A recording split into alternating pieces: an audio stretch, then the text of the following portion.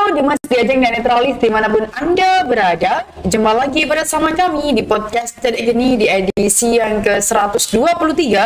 Tentunya masih bersama dengan saya Rina Prameswari dan rekan saya Vito Suarsono. Dan di sana ada Budi Bintoro. Tentunya di podcast ini.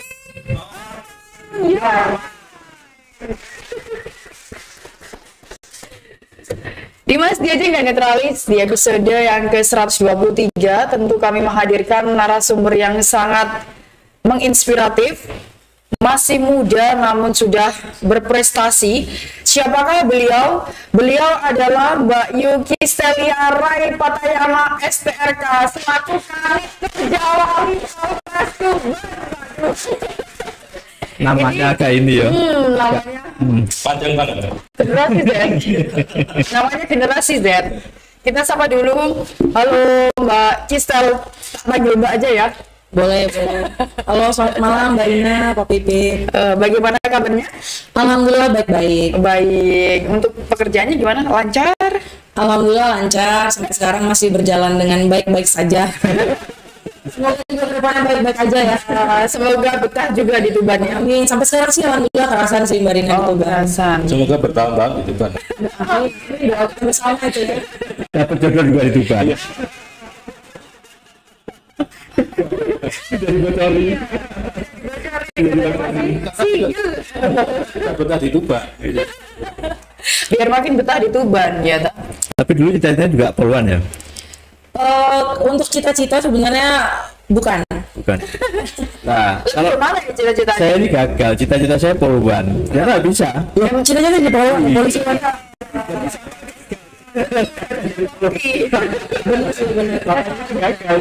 Tapi dia juga yang gagal. Nah, Mbak Gisel, sebelum kita ngobrol lebih lanjut, ada sesi yang harus dilalui nih Mbak Gisel. Gimana?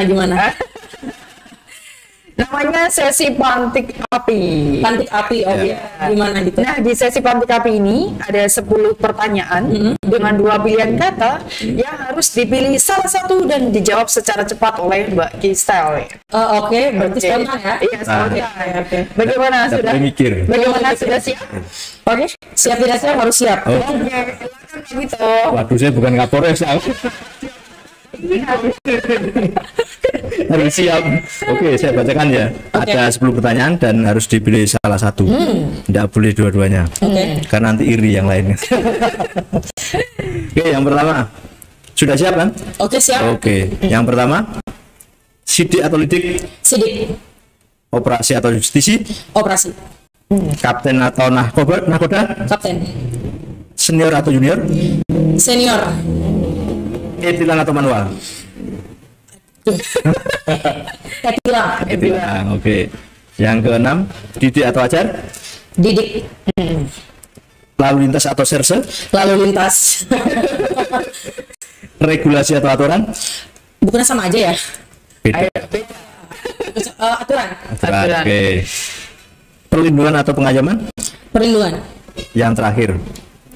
Emansipasi atau partisipasi? Emansipasi.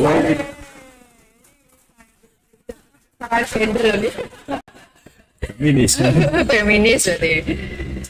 Mbak Gisel, ini aku ya duluan yang tanya. Boleh. Sampai akhir nggak apa-apa kok.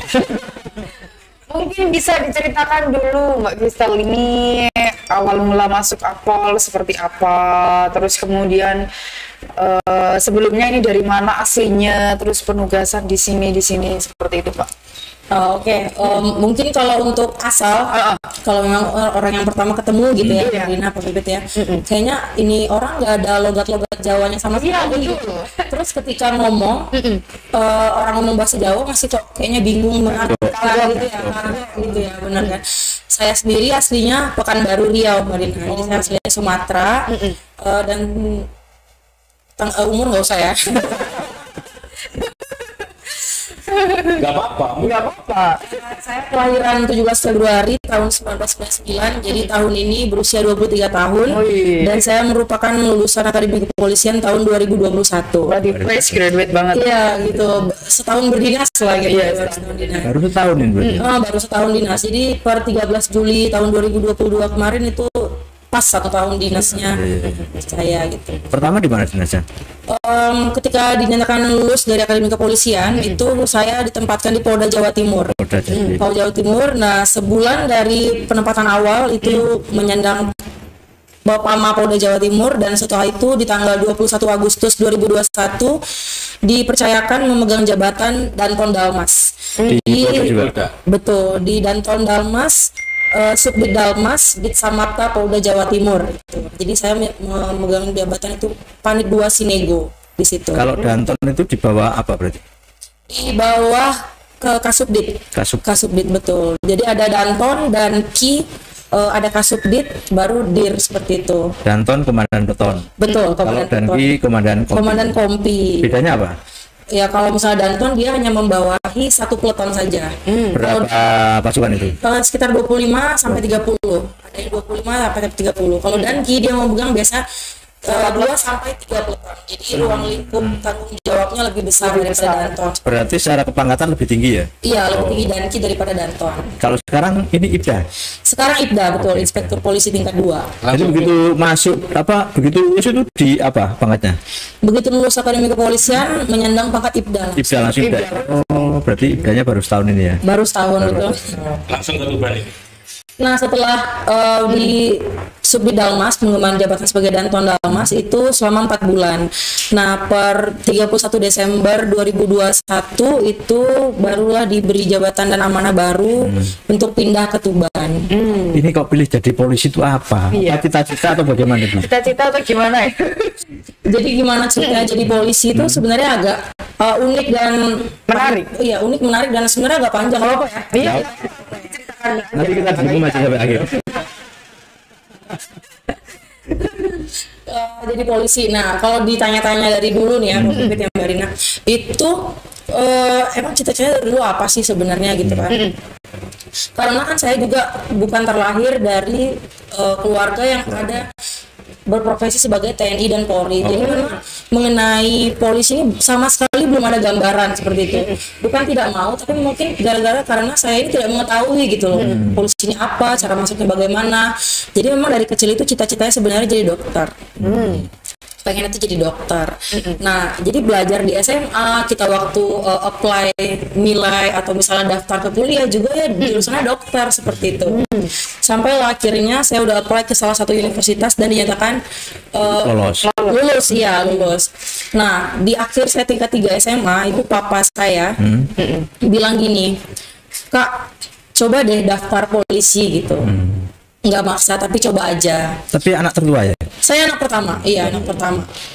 Jadi mungkin gara-gara saya juga orang tua ini baru pertama gitu ya mengantar anaknya ke jenjang kuliah atau di atas SMA. Coba deh daftar polisi, dia bilang gitu. Jadi di 2016 itu pure saya hanya daftar polisi karena ya papa saya nyuruh. Jujur di 2016 saya daftar polisi karena ya dari orang tua nyuruh. Nah, ketika daftar, memang itu usaha itu tidak akan mengkhianati hasil gitu ya. Hasil yang kita dapat pasti akan berbanding lurus dengan proses dan usaha yang telah kita laksanakan. Apalagi dengan doa orang tua. Betul sekali, dengan doa orang tua. Nah, mungkin ketika di 2016 doa orang tua saya udah banyak banget nih. Tapi yang namanya saya daftar dengan alasan atau dasar yang memang karena saya disuruh orang tua, saya kan tidak persiapan itu. Saya nggak belajar, saya nggak lari, nggak latihan fisik, dan akhirnya itu kalah dengan orang-orang yang memang dia sudah mempersiapkan dirinya untuk ikut itu. Gitu.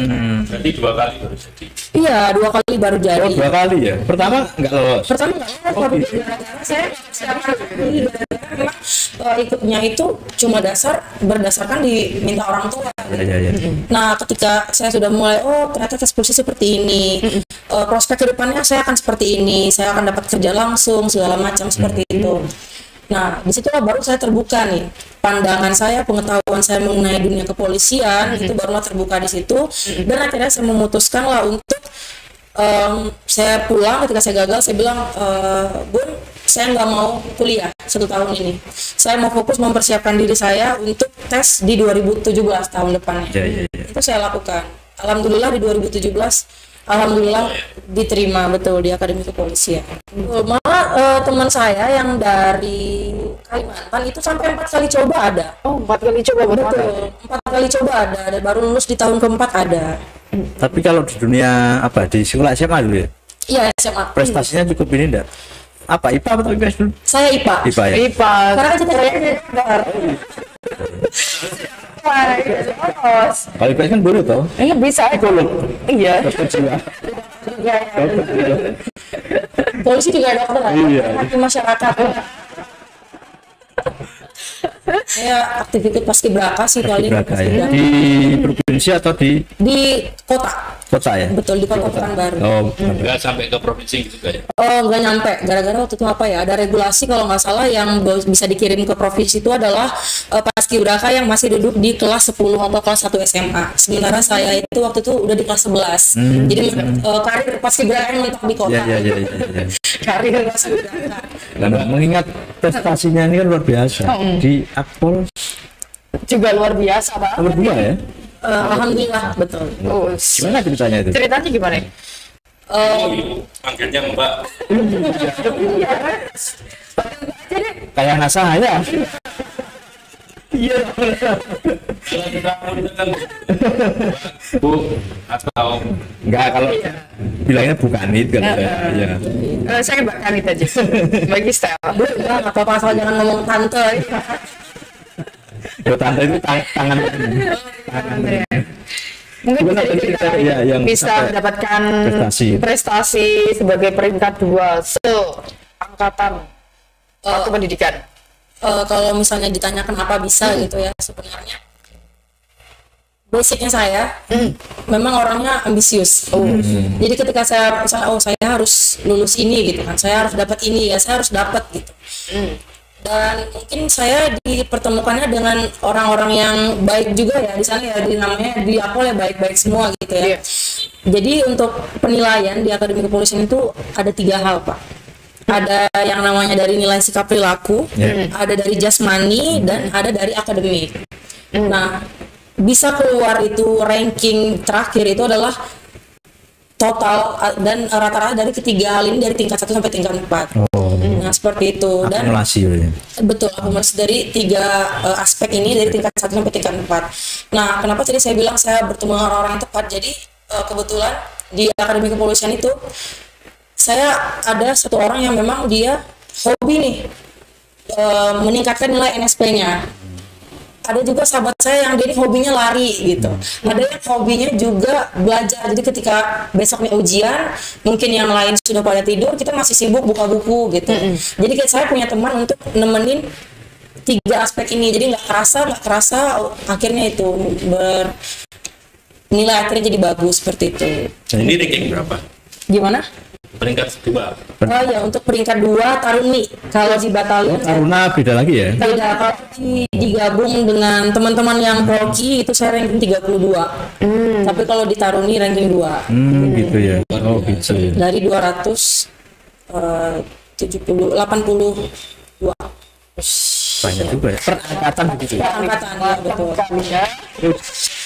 Cuma dari 282 cuma keluar baru nih. Sekarang dinas di Tuban ini. Iya, sekarang dinas di Tuban. Nah, ini Jalan di ini mendidik ini. iya, Pak. Enggak lagi. Ini Mbak atau Bu ya? Jayus banget. Loh, ini sebuah pancingan biasa. Iya. Pancingan. Malah lali itu apa? Ini kan di Kanit apa? Sekarang sedang menjabat sebagai Kanit Turjawali. Yang diurusi apa itu? Apa aja nih fungsionalnya yang diurusi apa aja atau Tadi Turjawali bukan Turjawa Bali loh. Turjawali itu pengaturan, penjagaan, pengawalan, dan patroli. Aduh, angel. Kalau ngomongnya fungsionalnya apa gitu kan, kerjanya apa aja ya, itu pengaturan, penjagaan, pengawalan, dan patroli. Pengawalan Siapa yang dikawal? siapa yang dikawal? Oh, banyak, misalnya nih kan Tuban ini kita punya objek vital misalnya Sunan Bonang, dan ada beberapa pejabat negara yang mungkin memang sering berkunjung ke Tuban. Nah, itu kan butuh pengawalan. Kalau misalnya kita ngomong di aturan siapa-siapa aja pejabat yang harus dikawal. Nah, contohnya hari ini kita juga kedatangan pejabat tinggi dari instansi TNI, dan itu kita lakukan pengawalan. Lagi baru pulang ya? Betul. Sisipan sama saya. Nah, itu hormatin aja. Nah itu juga merupakan tugas kita untuk melakukan pengawalan seperti itu. Berarti nanti kalau kita pesen gitu bisa ya, dikawal gitu ya? Wah, kan tidak semua orang Kira-kira bisa. tenaganya nggak cukup ya. pengawalan gimana ya? Nah, iya. Kita kan juga pejabat negara. Negara di dalam negara. Bukit Rumah tangga.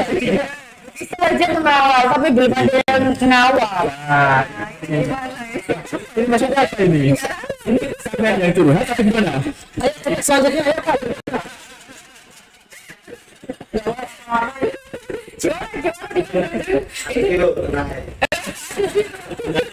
Bagi kaum laki-laki untuk mendekati susah ya. Sudah mengawal terus. Iya, berarti kalau sudah mengawal terus berarti tanpa pengawalan pun biasanya bisa dulu ya. Terus tadi pilihnya kapten, kenapa nggak nahkoda? Kenapa, Mbak Kanin? Sebenarnya papa saya itu nakoda. Nahkoda kapal. Iya, adik saya juga adalah calon nakoda kapal. Oh gitu. Kenapa saya ngambil nakoda nih? Padahal keluarga saya itu nakoda gitu kan dua-duanya. Ya gimana ya, maaf ya Pak ya. Mungkin minusnya bagi saya karena mengalami selama ini gitu kan, ngerti ya. Adanya laki-laki. Iya, adik saya laki-laki. Nakoda. Betul. Tadi kok nyampe situ? Banget gitu. Orang lah ini beda. Di rumah berapa saudara? Cuma berdua. Jadi saya anak pertama perempuan sama satu lagi adik, anak terakhir cowok. Sekarang lagi tingkat 2 di STIP Jakarta. STIP itu Sekolah Tinggi Ilmu Pelayaran. Oh, pelayaran. Iya, itu calon nakoda itu. Iya, iya, iya. Betul, iya, iya. Terus ini bagian dari cita-cita atau gimana di Jawa Timur ini dulunya? Nah, cerita lagi nggak apa-apa ya? Iya. Dulu deh. Jadi untuk saya tingkat 2 itu di Taruna ada yang namanya latihan kerja. Jadi kan kita udah mempelajari secara teori di dalam akpol. Jadi kita disuapin lah gitu ya, diajarin teori-teori bagaimana sih ilmu kepolisian ini secara buku gitu ya, secara teori hitam di atas putihnya. Nah untuk mengasah ini, melihat langsung ke lapangannya, itu kita ada satu program yang namanya latihan kerja. Nah, di mana latihan kerja ini kita itu diterjunkan langsung ke Polres-Polres, jadi kita bisa lihat langsung nih keadaan langsung di lapangan itu sebenarnya bagaimana. Nah, kebetulan saat saya tingkat 2 itu latihan kerja saya itu ada di Jawa Timur. Di mana itu? Saya kedapatan itu Polres Jombang. Bang. Betul sekali. Waktu itu saya ingat banget makanan khasnya itu ada sate yang pedas banget di dalam pasar itu di Jombang itu. Nah, Oh, kalau di pasar dekatnya rumah Dion ini. Ini rumahnya sana rumahnya. ketika melaksanakan lagi di Jawa Timur itu adalah pertama kali saya ke Jawa Timur, karena selama ini ya rutenya cuma Semarang Pekanbaru gitu kan. Kalau ada libur pokoknya pulang deh, gak ada main kemana-mana gitu. Itu loh pertama kali saya ke Jawa Timur, dan di situ saya ngomong sama orang tua saya, Bun, nanti kalau saya lulus saya pengen penempatan di sini Jawa Timur, karena banyak sebenarnya gambaran yang saya rasa di sini tuh cocok untuk saya mulai langkah pertama, tapak pertama saya sebagai nanti seorang perwira. Pikiran saya pada saat itu ya, ini adalah daerah yang sangat tepat gitu, sangat cocok untuk saya mengasah ilmu dan kemampuan di sini, ya cocok gitu. Mengaplikasikan ilmu yang selama ini saya pelajari di Akpol itu sangat cocok menurut saya. Dan saya ngomong ke orang tua saya, Bun, doain gitu kan, nanti ketika saya penempatan, saya ditempatkan di Polda Jawa Timur, saya pengen dinas di sini, saya bilang. Dan alhamdulillah ketika 2021 penempatan dipanggilnya, ya alhamdulillah banget Jawa Timur, betul. Jadi emang jodoh ya kayak sama-sama Jawa Timur. barangkali ngekor sama pengasuh. Sebenarnya tapi alasannya bukan ekor pengasuh ya. Kalau ke Jawa Timurnya loh. Nah jadi fun fact-nya aja ini lewat ya gitu ya. Sekarang Ibu Kasat kita, Bu Kasat Lantas Polres Tuban KPR Balai SIKN MSI ini, dulu ketika saya mengemban pendidikan di Akademi Kepolisian saya tingkat 1, beliau ini adalah pengasuh langsung saya.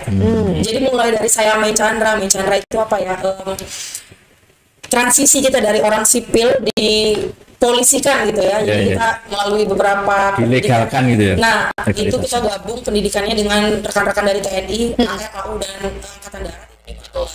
Nah, Bu Kasat ini dari mulai pendidikan di Magelang itu sampai saya di Akpol itu beliau itu merupakan pengasuh pertama saya. Jadi doktrin-doktrin atau ilmu-ilmu dasar itu beliau yang mengajarkan, dan alhamdulillah sekarang satu dinas ya gitu ketemu lagi. Berarti kodenya sudah jelas. Iya. Nanti Kak Lantas Bos. Amin. Kan sama dengan Pak dulu Pak siapa Pak sebelum Bu Arum? Pak Argo. Pak Argo. Iya, Kan sama kan Pak Argo juga kan? Pengasuh saya. Nah, sudah jelas kan? Jadi jalannya tinggal lewatin gitu aja. Tidak ada yang bikin. Ini sudah jelas. Tinggal menapaki. Iya. Mbak selama dinas di Tuban ini 6 bulan terus. Oh ya, 6 menginjak 7 bulan. Hal tersulitnya apa? Hal tersulit ya dinas di Tuban. Sebenarnya bukan di Tuban aja ya, saya yakin teman-teman saya yang lain juga hal tersulitnya mungkin satu, kita kan pasti jauh dari keluarga. Ya, saya di sini, orang tua di Pekanbaru, adik di Jakarta, kita pisah-pisah semua lah.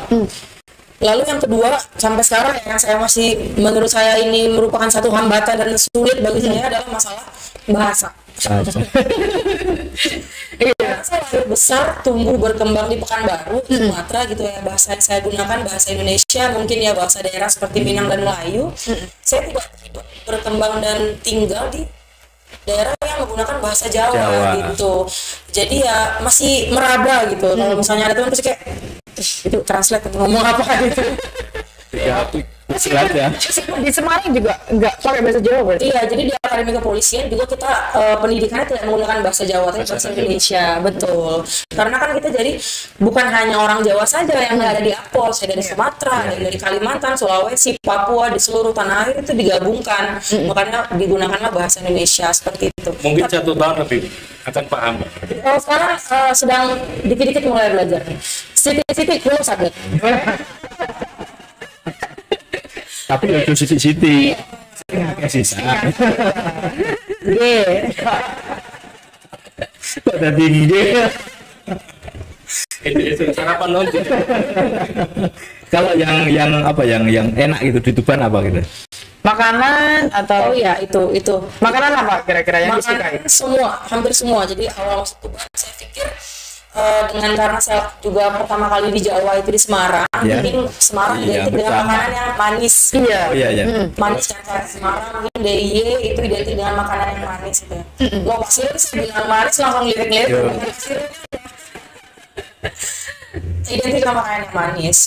Sementara saya kan di Sumatera atau di Riau biasanya mungkin makanan yang berbumbu, lebih pedas, gitu kan asin. Di sana juga pedas ya? Iya, di sana pedas. Dan bayangan saya ketika nanti di Jawa Timur, loh mungkin apakah ini bakal sama deh kayaknya kayak di Semarang, karena saya pikir masih sama-sama Jawa kan.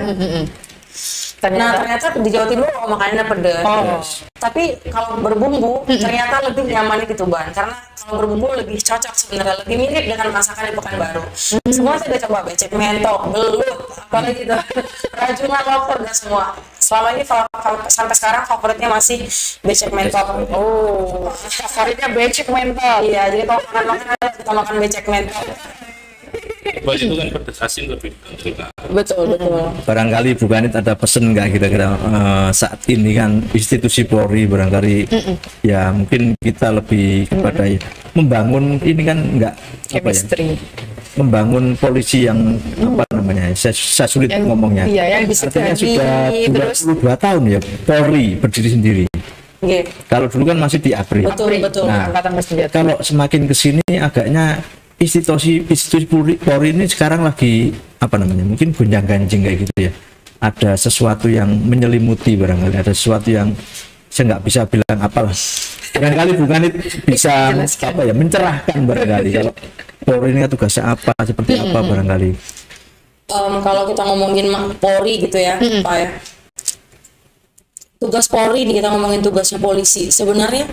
Kalau ngomongin polisi secara institusi secara keseluruhan loh ya, bukan hanya polisi lalu lintas, bukan hanya polisi reskrim gitu ya, kita ngomongin polisi itu secara saya ngomongnya menggambarkan luasnya tugas polisi itu dari orang kehilangan ayam sampai kasus ya mohon maaf ya pembunuhan, terorisme, itu semuanya itu ya tugasnya polisi. Semuanya itu adalah tanggung jawabnya polisi. Sebesar itulah tugasnya polisi itu sebenarnya. dan ketika mungkin ya menanggapi mungkin ya polisi sedang seperti itu. Kalau saya yakin masih banyak polisi yang baik di luar sana. Seperti di Tuban sendiri itu, saya kenal satu anggota Polri yang dia ini setiap hari Kamisnya itu dia menggunakan uangnya pribadi. Dia membantu temannya yang hanya sekedar berjualan nasi, dan nasi ini dibagikan ke tukang-tukang becak. Seperti itu ada. Di mana itu? Di Polres. Maksudnya di sini atau di mana? Di Tuban. Oh, di Tuban. Di Tuban. Okay. Ada lagi yang polisi yang dia itu rutin dia mengasuh anak yatim, ada juga dia ngambil anak yatim. Kalau misalnya yang viral baru-baru ini nih, kita geser ke Polres sebelah Lamongan, ada itu saya baru baca itu Obus.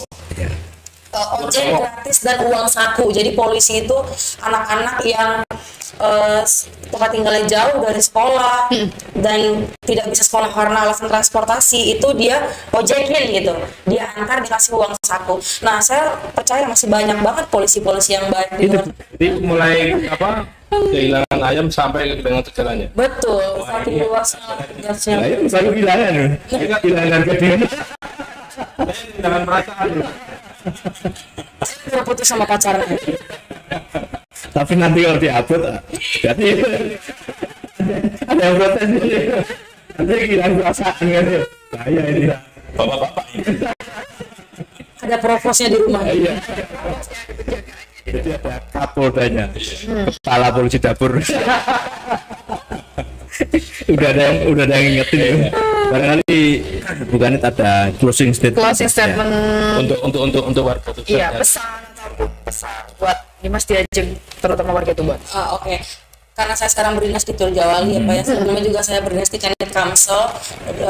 Intinya sekarang saya berdinas lalu lintas, mungkin himbauan yang akan saya berikan dan pesan-pesan yang akan saya berikan ke Dimas Diajeng adalah mungkin seputar lalu lintas seperti itu ya.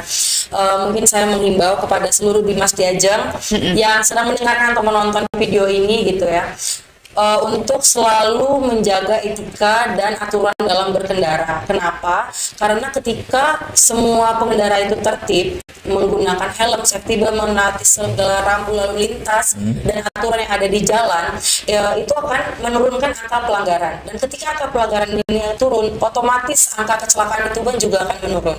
Nah, ketika angka kecelakaan di Tuban menurun juga, bersama-sama kita mewujudkan Tuban yang lebih aman dan bebas dari kecelakaan seperti itu. Jadi mari sama-sama kita jaga Tuban nih. Karena keselamatan di jalan itu bukan tugasnya polisi, bukan tugasnya Disub, tapi adalah merupakan kewajiban kita bersama untuk menjaga keselamatan di jalan. Yang pentingnya kita menjaga, sekaligus itu merupakan kewajiban kita ya untuk selalu tertib berlalu lintas dimanapun kita berkendara. Nah, Dimas Diajeng dan Netralis, tidak terasa 30 menit sudah kita menemani Dimas Diajeng dan Netralis yang ada di sana. Jangan lupa untuk terus saksikan podcast Cedik Geni, bisa kalian tonton di YouTube-nya, yaitu YouTube Netra Channel, dan untuk IG-nya Cedik_Geni. Saya Rina Prameswari dan saya Pito Suwarsono serta Saya Budi Bintoro dan narasumber kita, saya Kistelia Rapatayama, pamit undur diri. Saksikan terus podcast Cedik Geni. Podcast Cedik Geni. Iya. Salam sampai jumpa.